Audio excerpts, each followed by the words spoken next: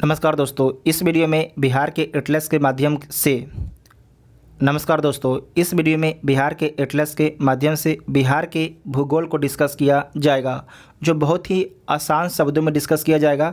और ख़ासकर देखिए, जो कोई भी चीज़ को अगर मैपिंग के माध्यम से डिस्कस किया जाता है तो ऑटोमेटिक भी आसान हो जाता है। तो आप सभी लोग को बिहार का ज्योग्राफी समझना बहुत ही आसान हो जाएगा, जो आपके आगे आने वाले 67th बीपीएससी री एग्ज़ाम 2022 के लिए बहुत ही इम्पॉर्टेंट होंगे। तो आप सभी लोग वीडियो को ध्यान से देखिएगा। और इसका पहले देखिए, जो हमने मैपिंग का वीडियो बनाया था, करीब 1 घंटा का वीडियो था, और उसमें से बीपीएससी के द्वारा 6 प्रश्न पूछा गया था। तो आप समझ सकते हैं कि मैपिंग का कितना इम्पोर्टेंस होता है। तो आप सभी लोग वीडियो को ध्यान से देखिएगा। और आपको पार्ट फर्स्ट है, क्योंकि जो ये बिहार का भूगोल है, जो मैपिंग के माध्यम से डिस्कस किया जाएगा, इसे part first, part second, part third करके डिस्कस किया जाएगा। और जब तक टेलीग्राम ग्रुप ज्वाइन है कि टेलीग्राम ग्रुप ज्वाइन कर सकते हैं, जिसका लिंक आपको डिस्क्रिप्शन में दिया गया है। तो आइए देखते हैं पहला पॉइंट। सबसे पहले मैप में आपको दिशा का ज्ञान होना चाहिए। तो ऊपर को नॉर्थ बोला जाता है, नीचे वाले को साउथ, ये ईस्ट है और ये आपकी वेस्ट है। नॉर्थ मतलब उत्तर, साउथ मतलब दक्षिण, ईस्ट मतलब पूरब, वेस्ट मतलब पश्चिम होता है। उसके बाद आपको ध्यान में रखना है कि 3 रेखा खींची गई पृथ्वी पर, ये काल्पनिक रेखाएं हैं। पहला कौन है? तो पहला है विषुवत रेखा, 0 डिग्री पर खींचा गया है, विषुवत रेखा। उसके बाद 23.5 डिग्री पर खींचा गया है कर्क रेखा, 23.5 डिग्री नॉर्थ, 23.5 डिग्री नॉर्थ पर जो है कर्क रेखा खींचा गया है। 23.5 डिग्री साउथ, 23.5 डिग्री साउथ में खींचा गया है मकर रेखा, उसके बाद आपको ध्यान में रखना है कि जो ब्रिटेन है, यहाँ से टाइम मापा जाता है, या आपके टाइम के लिए 0 डिग्री है टाइम के लिए, ठीक है, यहाँ से टाइम मापा जाता है। जो 0 डिग्री है, इसके भारत की तरफ जो है ईस्ट बोला जाता है, जबकि अमेरिका की तरफ आपके वेस्ट बोला जाता है। इसका मतलब है कि जो 0 डिग्री के ईस्ट में है, उसका समय जो है ग्रेट ब्रिटेन से आगे है। तो इसका मतलब आपको ध्यान रखना है कि भारत यहाँ पर है, तो भारत का जो समय है ग्रेट ब्रिटेन से आगे है। और कितना घंटा आगे है? तो 5.5 घंटा आपके आगे समय है भारत का ब्रिटेन से। उसके बाद आपको ध्यान रखना है, पूछा जाएगा कि जो भारत की स्थिति है मैप में किस दिशा में है। तो आपको ध्यान रखना है, ये 0 डिग्री था, इसके ऊपर क्या होता है? नॉर्थ होता है ना। और आपको क्या बोले हैं कि जो ये 0 डिग्री टाइम वाला, इसके किधर है? ईस्ट में है, तो क्या हो जाएगा? नॉर्थ ईस्ट है, मतलब कि उत्तर पूरब में आपके भारत स्थित है वर्ल्ड मैप में। इतना आप सभी लोग समझ गए होंगे। उसके बाद आप नेक्स्ट मैप में समझिए कि जो कर्क रेखा वो भारत के किन किन राज्यों से होकर गुजरता है। तो भारत के 8 राज्यों से होकर गुजरता है। कौन कौन से राज्यों से होकर गुजरता है? गुजरात, राजस्थान, मध्य प्रदेश, छत्तीसगढ़, झारखंड, वेस्ट बंगाल, त्रिपुरा और मिज़ोरम। टोटल 8 हो गया है, 1 2 3 4 5 6 7 और 8। तो इन 8 राज्यों से होकर कर्क रेखा गुजरती है। और भारत में भी एक बार आप लोग दिशा के बारे में समझ सकते हैं कि ये नॉर्थ है, ये साउथ है, ये ईस्ट है, ये और आपके वेस्ट है। नॉर्थ मतलब उत्तर, साउथ मतलब दक्षिण, ईस्ट मतलब पूरब, वेस्ट मतलब आपके पश्चिम होता है। उसके बाद आपको ध्यान में रखना है कि हमें बिहार के बारे में जानना है। तो आपके बिहार यहाँ पर है, और बिहार की सीमा जो है किन किन राज्यों और किन किन देशों से लगती है, इसके बारे में समझ लीजिए। तो सबसे पहले जो बिहार का आकार कैसा है? तो जो बिहार का आकार है ये कैसा है? आयताकार है। ये नोट कीजिएगा, पहला पॉइंट है, बिहार का आकार कैसा है। तो बिहार का जो आकार है आयताकार है। और बिहार की जो सीमा है किन किन राज्यों से लगती है? तो पश्चिम में उत्तर प्रदेश से, दक्षिण में झारखंड से, पूरब में पश्चिम बंगाल से, और उत्तर में जो है नेपाल से लगती है। मतलब कि जो बिहार की सीमा है इंटरनेशनल देश से भी टच करती है, मतलब नेपाल से टच करती है। इतना आपको ध्यान में रखना है। उसके बाद नेक्स्ट पॉइंट आइए, अब बिहार का भौगोलिक परिचय के बारे में समझ लीजिए। बिहार के भौगोलिक विषय के बारे में आपको समझ लेना है। तो यहाँ पर एक बार पीछे वाला मैप पे समझिए पहले कि जो अक्षांश देशांतर किसे बोला जाता है। तो आपके नॉर्थ है, ये साउथ है, ये ईस्ट है और ये आपके वेस्ट है। तो जो भी रेखा ईस्ट से वेस्ट की ओर खींचा जाएगा, इसे क्या बोला जाएगा? इसे अक्षांश बोला जाएगा। इसे क्या बोला जाएगा? अक्षांश बोला जाएगा। और जो भी रेखा नॉर्थ से साउथ की ओर खींचा जाएगा इसे क्या बोला जाएगा, इसे देशांतर बोला जाएगा। इसे क्या बोला जाएगा, इसे देशांतर बोला जाएगा। ये दोनों चीज़ आप लोग समझ गए होंगे। जो ईस्ट से वेस्ट की ओर रेखा खींचा जाएगा उसे क्या बोला जाएगा, अक्षांश बोला जाएगा। और जो रेखा नॉर्थ से साउथ की ओर खींचा जाएगा उसे क्या बोला जाएगा, तो उसे देशांतर बोला जाता है। तो इसमें समझिए बिहार का भौगोलिक परिचय में समझिए। तो सबसे पहले जो बिहार का जो है आप समझिए अक्षांशीय विस्तार। जो बिहार का अक्षांशीय विस्तार जो है कहाँ से कहाँ तक है, तो बिहार का जो अक्षांशीय विस्तार है 24 डिग्री 20 मिनट 10 सेकेंड उत्तरी अक्षांश से 27 डिग्री 31 मिनट 15 सेकेंड उत्तरी अक्षांश तक जो है बिहार का अक्षांशीय विस्तार है। बिहार का जो अक्षांशीय विस्तार है 24 डिग्री 20 मिनट 10 सेकेंड उत्तरी अक्षांश से लेकर 27 डिग्री 31 मिनट 15 सेकेंड उत्तरी अक्षांश तक जो है बिहार का विस्तार है। यहाँ पर आप लोग सोच रहे होंगे उत्तरी क्यों लिखा है, आपको समझाए थे वर्ल्ड मैप में कि क्या है, ये 0 डिग्री है और 0 डिग्री के उत्तर में अपना क्या है, अपना भारत देश है, नॉर्थ ईस्ट में, ठीक है। इसीलिए बोला जा रहा है उत्तरी अक्षांश, ठीक है, उत्तरी अक्षांश बोला जा रहा है।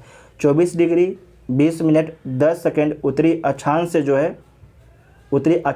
है 27 डिग्री 31 मिनट 15 सेकेंड उत्तरी अक्षांश तक जो है बिहार का विस्तार है, ठीक है। इतना समझ गए होंगे। उसके बाद देखिए देशांतरीय विस्तार। जो बिहार का देशांतरीय विस्तार कहाँ से कहाँ तक है, तो 83 डिग्री 19 मिनट 50 सेकेंड पूर्वी देशांतर। क्या था, भारत पूरब में था ना, पूरब में। तो 83 डिग्री 19 मिनट 50 सेकेंड पूर्वी देशांतर से जो है 88 डिग्री 17 मिनट 40 सेकेंड पूर्वी देशांतर तक जो है बिहार का विस्तार है। बिहार का विस्तार है कहाँ से कहाँ तक, 83 डिग्री 19 मिनट 50 सेकेंड से 88 डिग्री 17 मिनट 40 सेकेंड पूर्वी देशांतर तक जो है बिहार का विस्तार है। एक से एक दो बार आप लोग कॉपी पर लिखिएगा तो क्या हो जाएगा, आपके दिमाग में याद हो जाएगा, ठीक है। उसके बाद है कि बिहार की विस्तार देख लीजिए। तो उत्तर से दक्षिण बिहार का विस्तार कितना है, तो 345 किलोमीटर है। और पूरब से पश्चिम बिहार का विस्तार कितना है, तो 483 किलोमीटर है। नोट कीजिएगा, उत्तर से दक्षिण बिहार का विस्तार कितना है, 345 किलोमीटर है। और पूरब से पश्चिम बिहार का विस्तार कितना है, तो 483 किलोमीटर है। उसके बाद है कि बिहार का जो आकार कैसा है, तो बिहार का आकार आयताकार है। कैसा है, बिहार का आकार आपके आयताकार है। उसके बाद है कि 22 मार्च 1912 को जो है बंगाल से बिहार उड़ीसा आपके अलग हो जाता है। तो इसके बारे में आप मैप में डिटेल से समझिए। आप यहाँ पर समझिए कि जो है बंगाल किसे बोला जाता था। तो शुरुआत में देखिए बंगाल ये था, उसमें उड़ीसा का भी क्षेत्र आपके शामिल था। लेकिन 1912 में जो है बिहार को अलग कर दिया जाता है। किससे, बंगाल से अलग कर दिया जाता है। और 1912 में जो है बिहार के पास कौन कौन सा क्षेत्र था, तो ये ध्यान रखिएगा, ये 3 क्षेत्र था, बिहार, झारखंड और उड़ीसा। ये 3 क्षेत्र आपके 1912 में बिहार के साथ में था। लेकिन 1936 में जो है उड़ीसा अलग हो जाता है। 1936 में जो है उड़ीसा अलग हो जाता है 1935 के भारत शासन अधिनियम के माध्यम से। आपको याद रखना है उड़ीसा कब अलग होता है, तो 1935 के भारत शासन अधिनियम के माध्यम से जो है 1936 में उड़ीसा अलग हो जाता है। भाषा के आधार पर उड़ीसा भी अलग होता है और बहुत दूर पड़ता था आपका जो राजधानी था पटना, इसलिए ये भी आपका एक बड़ा कारण था। उसके बाद झारखंड, उसके बाद क्या बचा, 1936 में जो है 1936 में बच गया। अब झारखंड और बिहार साथ में बच गया। लेकिन बाद में झारखंड भी बोला कि आप हमें भी अलग कर दीजिए, क्योंकि हमारा जो क्षेत्र है पिछड़ा हुआ क्षेत्र है। तो इसीलिए पिछड़ा हुआ क्षेत्र के नाम पर जो है एक तरीके से झारखंड को भी 2000 में अलग कर दिया जाता है। झारखंड को भी जो है 2000 में अलग कर दिया जाता है। तो वर्तमान स्वरूप में ये आपका बिहार है। जो वर्तमान स्वरूप है ये आपका बिहार है। वर्तमान स्वरूप में बिहार आपका अस्तित्व में कब आता है, तो 2000 में आता है। कब आता है, 2000 में आता है। आप सारे कुछ समझ गए होंगे। उसके बाद यहाँ पर एक बात जो लिखा उसे समझ लीजिए। नाम बिहार है। 22 मार्च 1912 को जो है बंगाल से बिहार उड़ीसा आपके अलग होता है। 1 अप्रैल 1936 को जो है उड़ीसा बिहार से अलग हो जाता है। और 15 नवंबर 2000 को जो है झारखंड बिहार से अलग हो जाता है। ठीक है। साथ ही आपको ध्यान रखना है कि 22 मार्च बिहार दिवस एवं बिहार स्थापना दिवस मनाया जाता है। हर साल 22 मार्च को जो है बिहार दिवस या बिहार स्थापना दिवस मनाया जाता है 22 मार्च को। इसके बारे में एक बार बीपीएससी क्वेश्चन भी पूछ चुका है, इसे ध्यान से आप लोग नोट कीजिएगा। उसके बाद नीचे देखिए नेक्स्ट पॉइंट है कि जो बिहार है, ये आपका बिहार है, इसका क्षेत्रफल कितना है। तो जो बिहार है इसका क्षेत्रफल टोटल कितना है, 94,163 वर्ग किलोमीटर आपके बिहार का क्षेत्रफल है। क्षेत्रफल का कितना परसेंट है, मतलब जो पूरे भारत का क्षेत्रफल है उसका कितना परसेंट में आपकी बिहार स्थित है, तो 2.86% में आपके बिहार स्थित है। समुद्र तल से जो बिहार है इसकी ऊंचाई कितना है, तो 173 फीट है। कितना है, 173 फीट है। और इससे अगर मीटर में बोला जाए तो 52.73 मीटर हो जाएगा। समुद्र तल से दूरी कितना है बिहार का, तो समुद्र तट से जो है, समुद्र तल से नहीं, समुद्र तट से जो है बिहार की दूरी कितना है, तो 200 किलोमीटर के आसपास आपकी दूरी है बिहार का। उसके बाद आप समझिए कि जो बिहार है, ये बिहार है, बिहार में कितना डिस्ट्रिक्ट है, तो बिहार में 38 डिस्ट्रिक्ट है। तो इन 38 डिस्ट्रिक्ट में कौन कौन सी डिस्ट्रिक्ट की सीमा जो है हमारे पड़ोसी राज्यों से लगती है और हमारे पड़ोसी देश से लगता है, इसके बारे में आपको याद होना चाहिए। क्योंकि बीपीएससी जो 67th बीपीएससी हुआ था उसमें पूछा भी गया था, जो कैंसिल हो गया। तो आपको हम बता दें, इसमें 2 चीज़ आपको हम बताएंगे, आप वीडियो को ध्यान से देखिए तो आपको समझ में आएगा, ठीक है। क्योंकि अब तो बहुत ज़्यादा पूछ लिया गया कि किसकी सीमा किससे लगती है, अब एक क्वेश्चन नया पूछा जाएगा जो आपको हम बताएंगे, आप लोग वीडियो को ध्यान से देखिए। तो सबसे पहले समझिए कि जो नेपाल है, नेपाल से बिहार की किन किन डिस्ट्रिक्ट की सीमा लगती है, इसे नोट कीजिएगा। वेस्ट चंपारण, मतलब पश्चिमी चंपारण, पूर्वी चंपारण, सीतामढ़ी, मधुबनी, सुपौल, अररिया और किशनगंज, इन 7 डिस्ट्रिक्ट की सीमा जो है नेपाल से लगता है। किसका किसका, वेस्ट चंपारण, ईस्ट चंपारण, सीतामढ़ी, मधुबनी, सुपौल, अररिया और किशनगंज, इन 7 डिस्ट्रिक्ट की सीमा जो है किससे लगता है, तो नेपाल से लगता है। लेकिन यहाँ पर आपको 2 पॉइंट को ध्यान में रखना है। जो वेस्ट चंपारण है, पश्चिमी चंपारण है, इसकी सीमा नेपाल और उत्तर प्रदेश दोनों के साथ में लगता है, ध्यान रखिएगा। जो पश्चिम चंपारण है इसकी सीमा जो है नेपाल और उत्तर प्रदेश दोनों के साथ में लगता है। जबकि जो किशनगंज है इसकी सीमा नेपाल और पश्चिम बंगाल इन दोनों से लगता है।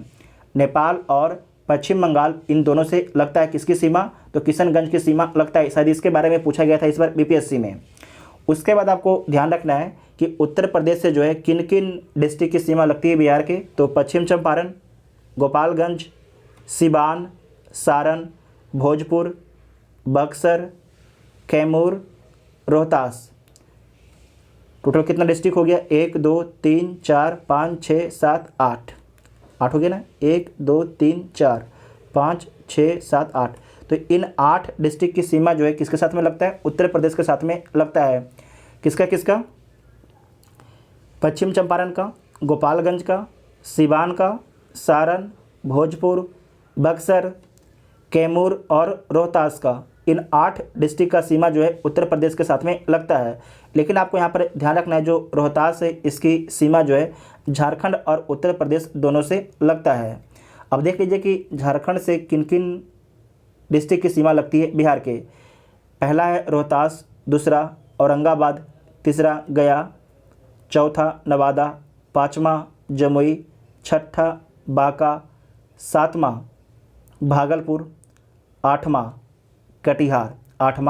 कटिहार। ध्यान से देखिएगा, यहाँ पर जो कटिहार है इसकी सीमा पश्चिम बंगाल और झारखंड दोनों से लगता है। जो रोहतास है इसकी सीमा झारखंड और उत्तर प्रदेश इन दोनों राज्यों से लगता है। टोटल आपके 8 डिस्ट्रिक्ट की सीमा जो है झारखंड से लगता है। उसके बाद जो पश्चिम बंगाल है इसकी सीमा जो है कटिहार से जो पश्चिम बंगाल से सीमा बिहार के किन किन डिस्ट्रिक्ट का लगता है, तो पहला कटिहार है, दूसरा पूर्णिया है, तीसरा आपके किशनगंज है। तो ये 3 डिस्ट्रिक्ट का सीमा जो है पश्चिम बंगाल से लगता है बिहार का। तो टोटल कितना हो गया, तो आपको नोट कर लीजिए टोटल कितना डिस्ट्रिक्ट का सीमा आपके लगने लगा है बॉर्डर से। तो आपके ऊपर में हो जाएगा कितना, 1 2 3 इसे एक बार गिन लीजिए, 1 2 3 4 5 6 7 8 9 10 11 12 13 14 15 16 17 18 19 20 21 22। टोटल जो 22 बिहार के डिस्ट्रिक्ट हैं, इसकी सीमा बॉर्डर से लगता है, या तो राज्य से या तो देश से। टोटल 22 डिस्ट्रिक्ट की बिहार की जो 22 डिस्ट्रिक्ट है, इसकी सीमा ध्यान से सुनिएगा, इसकी सीमा या तो किसी डिस्ट्रिक्ट से, या तो किसी राज्य से लगता है, या तो किसी देश से लगता है।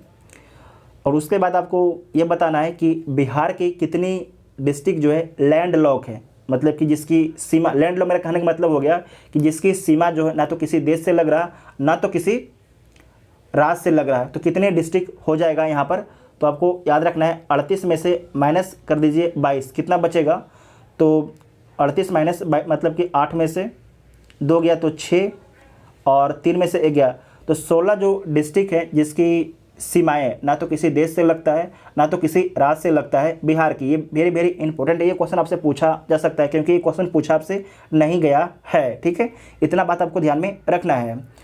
उसके बाद नेक्स्ट पॉइंट है, सबसे बड़ा जिला कौन है क्षेत्रफल के हिसाब से, तो पश्चिम चंपारण है। कौन सा डिस्ट्रिक्ट है, पश्चिम चंपारण है, और इसकी क्षेत्रफल कितना है, तो 52,028 वर्ग किलोमीटर इसका क्षेत्रफल है। सर्वाधिक अनुसूचित जनजाति कहाँ पर रहता है, तो पश्चिम चंपारण में जो है सर्वाधिक एसटी जनजाति रहती है। सर्वाधिक एसटी जनजाति बिहार में कहाँ पर रहती है, तो पश्चिम चंपारण में रहती है। सबसे अधिक पश्चिम चंपारण, और सेकंड स्थान पर कटिहार है, और तीसरा पर आपकी पूर्णिया है एसटी जनजाति के मामले में। उसके बाद है कि सबसे छोटा डिस्ट्रिक्ट कौन है क्षेत्रफल के हिसाब से, तो शिवहर है। कौन है, शिवहर है, और इसका क्षेत्रफल कितना है, तो 443 वर्ग किलोमीटर इसका क्षेत्रफल है। सर्वाधिक जनसंख्या घनत्व किसका है, तो शिवहर का सर्वाधिक जनसंख्या घनत्व। आप लोग ध्यान से देखिएगा, जो पहला वीडियो है इससे क्वेश्चन पूछा ही जाएगा। आपको ध्यान से वीडियो को देखना है, बहुत ही ध्यान से कोशिश कीजिएगा कि वीडियो को 2 से 3 बार आप लोग रिवीजन भी कर लें। सर्वाधिक जो जनसंख्या घनत्व किसका है, तो शिवहर का है। सेकेंड में कौन है, पटना है, और तीसरा में आपकी दरभंगा है। तीसरा में कौन है, दरभंगा है। न्यूनतम महिला साक्षरता कहाँ पर है, तो सहरसा में। सबसे कम जो महिला पढ़ी लिखी कहाँ पर है, तो कहाँ पर है, तो सहरसा में है। और कितना परसेंटेज है, तो 41.7% है। 41.7% है। सर्वाधिक दशकीय वृद्धि कहाँ पर है, तो सर्वाधिक जो दशकीय वृद्धि है ये कहाँ पर है, मधेपुरा में। कहाँ पर है, मधेपुरा में है। कितना है, तो 31.01% है। 31.01% है। सर्वाधिक वृद्धि दर बिहार में कहाँ पर है, तो मधेपुरा में है, और कितना है, तो 31.01% है। नेक्स्ट पॉइंट है किशनगंज। तो सर्वाधिक वर्षा कहाँ पर होता है, तो किशनगंज में होता है सर्वाधिक वर्षा। जो न्यूनतम अनुसूचित जाति वाला पॉइंट है इसे हम अगले वीडियो में कंफर्म करके बताएंगे, ठीक है। उसके बाद है पूर्णिया। पूर्णिया में जो है सबसे कम साक्षरता है। सबसे कम साक्षरता बिहार में कहाँ पर है, तो पूर्णिया में है। उसके बाद सीतामढ़ी है। सीतामढ़ी के बाद आपके कटिहार में है। न्यूनतम पुरुष साक्षरता कहाँ पर है, तो पूर्णिया में ही है। 59.4%। 59.4% है। उसके बाद मुंगेर के बारे में ध्यान रखिएगा। न्यूनतम जो लिंगानुपात किसका है, तो मुंगेर का है। मुंगेर के बाद भागलपुर है। भागलपुर के बाद आपके खगड़िया है। मुंगेर में कितना है, 876 है। भागलपुर में 880 है। खगड़िया में 886 है। सबसे कम जनसंख्या किसका है, तो शेखपुरा का सबसे कम जनसंख्या है। 6 लाख के आसपास शेखपुरा की जनसंख्या है। तो सबसे कम जनसंख्या किसका है, तो शेखपुरा का है। और आपको ध्यान रखना है कि क्षेत्रफल के हिसाब से जो है सबसे छोटा डिस्ट्रिक्ट कौन है, तो शिवहर है। अगर जनसंख्या के हिसाब से बोलेगा सबसे कम जनसंख्या किस डिस्ट्रिक्ट का है, तो शेखपुरा डिस्ट्रिक्ट का है। शेखपुरा के बाद आपके शिवहर है, और शिवहर के बाद आपके अरवल है। सबसे जो लास्ट में डिस्ट्रिक्ट कौन बनता है, तो अरवल बनता है। ध्यान रखिएगा, सबसे लास्ट में कौन सा डिस्ट्रिक्ट बिहार का मतलब कि 38वां डिस्ट्रिक्ट कौन है बिहार का, तो अरवल है। कौन है, अरवल है। उसके बाद है कि सर्वाधिक जो जनसंख्या है कहाँ पर पाई जाती है, किस डिस्ट्रिक्ट में पाई जाती है, तो पटना में मिलता है सर्वाधिक जनसंख्या। उसके बाद पूर्वी चंपारण, और पूर्वी चंपारण के बाद आपकी मुजफ्फरपुर है। मुजफ्फरपुर डिस्ट्रिक्ट में मिलता है। यहाँ पर आपको ध्यान रखना है कि सर्वाधिक क्षेत्रफल के हिसाब से बड़ा डिस्ट्रिक्ट कौन था, तो पश्चिमी चंपारण था। और सर्वाधिक जनसंख्या कहाँ पर है, तो पटना में है। और सेकेंड में आपके पूर्वी चंपारण है, और तीसरा में मुजफ्फरपुर है। सर्वाधिक नगरीकरण कहाँ पर हुआ है, तो पटना डिस्ट्रिक्ट में हुआ है। 43.1% हुआ है। सबसे कम तापमान किसका है, तो गया का सबसे कम तापमान है। और सर्वाधिक तापमान किसका है, तो ये भी आपके गया का है। सबसे अधिक और सबसे कम तापमान किसका है, तो गया का है। सबसे ज़्यादा अनुसूचित जाति के लोग कहाँ पर रहते हैं, तो गया में रहते हैं। कितना परसेंट है, तो 30.4% लोग रहते हैं गया में। सबसे अधिक एससी बिहार में किस डिस्ट्रिक्ट में रहते हैं, तो गया डिस्ट्रिक्ट में रहते हैं। कहाँ पर रहते हैं, गया डिस्ट्रिक्ट में रहते हैं। गया के बाद पटना और पटना के बाद आपके समस्तीपुर। सबसे कम वर्षा कहाँ पर होता है, तो सबसे कम वर्षा आपके अरवल में होता है। पहले कहाँ पर होता था, पहले आपके औरंगाबाद में होता था, लेकिन जो नया डाटा आया उसके हिसाब से जो है सबसे अधिक जो वर्षा है अरवल में होता है। सर्वाधिक साक्षरता कहाँ पर है, तो रोहतास में है। कहाँ पर है, सर्वाधिक जो पढ़े लिखे लोग कहाँ पर हैं, तो रोहतास में है। रोहतास के बाद पटना, पटना के बाद आपके भोजपुर है। सबसे सर्वाधिक पुरुष साक्षरता कहाँ पर है, सर्वाधिक साक्षरता कहाँ पर है, रोहतास में है। लेकिन आपको ध्यान रखना है सर्वाधिक पुरुष साक्षरता कहाँ पर है, तो ये भी आपके रोहतास में है। और सबसे कम पुरुष साक्षरता कहाँ पर है, तो पूर्णिया में। कहाँ पर है, पूर्णिया में है सबसे कम पुरुष साक्षरता। सबसे अधिक कहाँ पर है, रोहतास में है। कितना है, 82.9% है। सर्वाधिक महिला साक्षरता कहाँ पर है, तो ये कहाँ पर है, रोहतास में है। कहाँ पर है, रोहतास में है। अगर बोला जाएगा कि सबसे कम महिला साक्षरता कहाँ पर है, तो सबसे कम जो महिला साक्षरता है ये कहाँ पर है, तो जो सबसे कम महिला साक्षरता है ये आपका हो जाएगा सहरसा। कहाँ पर हो जाएगा, सहरसा। ध्यान रखिएगा सबसे अधिक जो महिला साक्षरता कहाँ पर है, रोहतास में है। और सबसे कम कहाँ पर है, सहरसा में है। सबसे अधिक पुरुष पढ़े लिखे कहाँ पर हैं, रोहतास में है। सबसे कम पुरुष पढ़े लिखे लोग कहाँ पर हैं, पूर्णिया में है। इस बात को ध्यान में रखिएगा, ठीक है। उसके बाद है न्यूनतम जनसंख्या घनत्व। सबसे कम जनसंख्या घनत्व कहाँ पर है, तो कैमूर का है। कितना है, तो 488 वर्ग किलोमीटर प्रति व्यक्ति हैं। सेकेंड में जमुई है, तीसरा में आपके बांका है। सर्वाधिक लिंगानुपात, शायद इसके बारे में बीपीएससी पूछा था इस बार। सर्वाधिक लिंगानुपात कहाँ पर है, तो गोपालगंज में है। कहाँ पर है, गोपालगंज में है। और सर्वाधिक फॉरेन करेंसी कहाँ पर आता है, तो गोपालगंज में ही सर्वाधिक फॉरेन करेंसी आता है। जो सर्वाधिक लिंगानुपात है गोपालगंज का कितना है, तो 1021 महिला हैं 1000 पुरुष पर। सेकेंड में सिवान है, तीसरा में आपकी सारण है। न्यूनतम अनुसूचित जनजाति कहाँ पर रहती है, तो गोपालगंज में रहती है। कहाँ पर रहती है, गोपालगंज में रहती है। सबसे अधिक कहाँ पर है, तो पश्चिम चंपारण में है। न्यूनतम दशकीय वृद्धि किसका है, तो गोपालगंज का है। और सर्वाधिक दशकीय वृद्धि किसका है, तो मधेपुरा का। किसका है, मधेपुरा का। कितना है, 31.01% है। जबकि जो गोपालगंज है उसका 19% है। कितना है, 19% है। इसे आप लोग वीडियो को दोबारा पीछे करके देख सकते हैं अगर जिनको याद नहीं हुआ होगा। उसके बाद है बिहार का राजनीतिक के बारे में समझिए। तो सबसे पहले समझिए कि जो बिहार का राजकीय फूल क्या है, तो गेंदा है। क्या है, बिहार का जो राजकीय फूल क्या है, तो गेंदा है। बिहार का राजकीय पक्षी क्या है, गोरैया है। बिहार का राजकीय पशु क्या है, तो बैल है। बिहार का राजकीय चिन्ह क्या है, बोधि वृक्ष है। बिहार का राजकीय वृक्ष क्या है, पीपल है। बिहार का राजकीय मछली क्या है, मांगुर है। क्या है, मांगुर है। उसके बाद बिहार में कितने प्रमंडल हैं, तो बिहार में 9 प्रमंडल हैं। इन 9 प्रमंडल का नाम आप लोग कमेंट बॉक्स में लिखिएगा। बिहार में कितने डिस्ट्रिक्ट हैं, तो 38 डिस्ट्रिक्ट है। और सबसे लास्ट में कौन सा डिस्ट्रिक्ट बनता है, तो अरवल बनता है। अनुमंडल कितना है, तो 101 है। प्रखंड 534 है। ग्राम पंचायत कितना है, तो 8406 है। कितना है, ग्राम पंचायत 8406 है। और जो शासन की सबसे छोटी इकाई क्या है, तो बाढ़ है। शासन की सबसे छोटी इकाई क्या है, तो बाढ़ है। आप लोग जानते भी होंगे बाढ़ के बारे में। उसके बाद है कि बिहार का जनसंख्या कितना है, 2011 की जनगणना के अनुसार 10,40,99,452 आपकी जनसंख्या है। जनसंख्या बिहार का जो है पूरे देश का कितना परसेंट है, तो 8.60% है। 8.60% है। देश में स्थान जनसंख्या के हिसाब से कौन सा है, तो तीसरा स्थान है। कौन सा स्थान है, तीसरा स्थान है। पहला किसका है, तो पहला आपके उत्तर प्रदेश का है। पहला किसका है, पहला उत्तर प्रदेश का है। और दूसरा किसका है, दूसरा शायद आपके महाराष्ट्र का होगा। इसे आप लोग एक बार चेक कीजिएगा, ठीक है। दूसरा आपके महाराष्ट्र का होगा, लेकिन इसे एक बार आप लोग चेक जरूर कीजिएगा। उसके बाद है लिंगानुपात बिहार का कितना है, 918 है। कितना है, 918 है। इसके बारे में पूछा जा सकता है बीपीएससी के द्वारा। साथ ही शिशु लिंगानुपात के बारे में बीपीएससी पूछ चुका है। कितना है, 935 है। 935 है। दशकीय वृद्धि कितना है, तो 25.4% है, 25.4% है। जनसंख्या घनत्व कितना है बिहार का? तो पूरे भारत का जनसंख्या घनत्व सबसे अधिक किसका है? तो बिहार का है। कितना है? 1106 व्यक्ति प्रति वर्ग किलोमीटर है। देश में जो स्थान है जनसंख्या घनत्व में पहला है। कौन सा स्थान है? पहला स्थान है। उसके बाद है साक्षरता। बिहार का जो साक्षरता कितना है? तो 61.8% है। बिहार का साक्षरता कितना है? तो 61.8% है। पुरुष साक्षरता कितना है? तो 71.2% है। महिला साक्षरता कितना है? तो 51.5% है, 51.5% है। लोकसभा में बिहार का कितना सीट है? तो 40 सीट है। राज्यसभा में 16 सीट है। विधानसभा में 243 सीट है।